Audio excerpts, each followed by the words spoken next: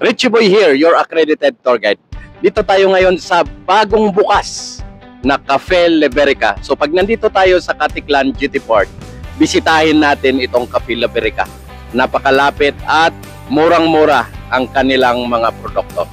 So dito tayo ngayon, pasukin natin, alamin natin kung ano nga ba ang mga services na ino-offer nila dito. So tara, punta natin. So nandito na tayo ngayon sa loob ng Cafe Liberica. So tingnan nyo naman, napakalawak at malinis itong area ng Cafe Liberica.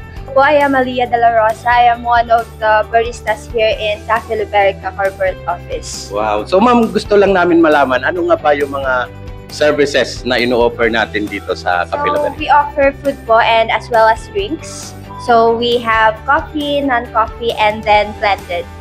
Then ma'am, ano po yung mga tatlong best seller ninyo dito sa cafe? So for the food, we have the pizza, the Hawaiian, and then for the meals, we have the pork baby back ribs.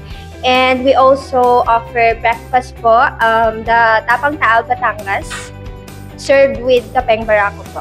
Wow! So, nalaman ko kanina sa aking kasama na si Coach RM, napakalambot at napakasarap ng na-order niyang tapas. Wow! Thank you so much po. So, ngayon ma'am, paano po ba kayo makontak dito? Siyempre maraming nanonood na mga followers sa aming Your Boracay Guide. So, paano po kayo makontak? So, we have page po, the Cafe Liberica by Star Bites, and you can also order online through our partner, the Pali Pali Delivery po. Okay, thank you so much ma'am. Kaya mga ka-tour guide, dito na kayo sa Cafe Liberica.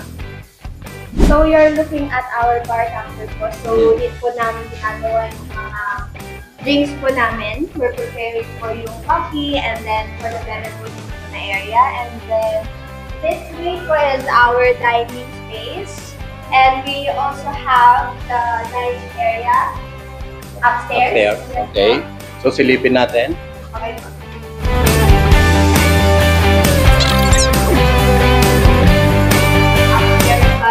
Hopefully soon, we're gonna open this area po. And then, ito po. And we also have here our small convention area. Kaganda ng lugar at dito mismo sa harap ng Caticlan GT Port.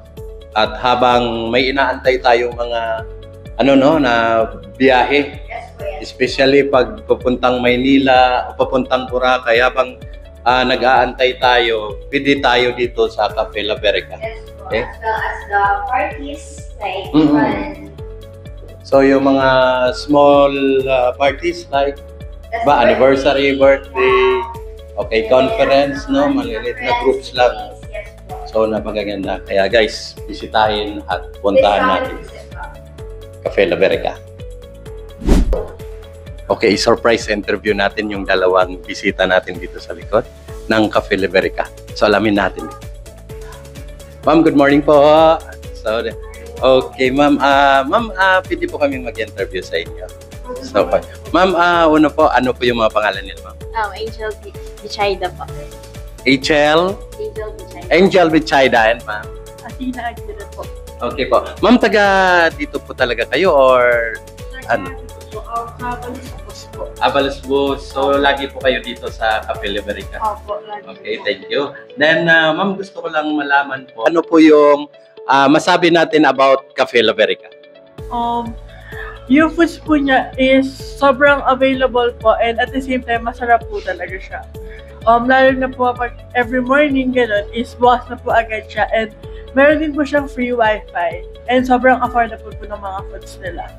Wow, thank you po. That's why nandito tayo para di ba? So, makagamit tayo ng ating mga laptops, of course, dahil may wifi sila dito. And masarap po yung ano po nila, mga drinks, and then donut.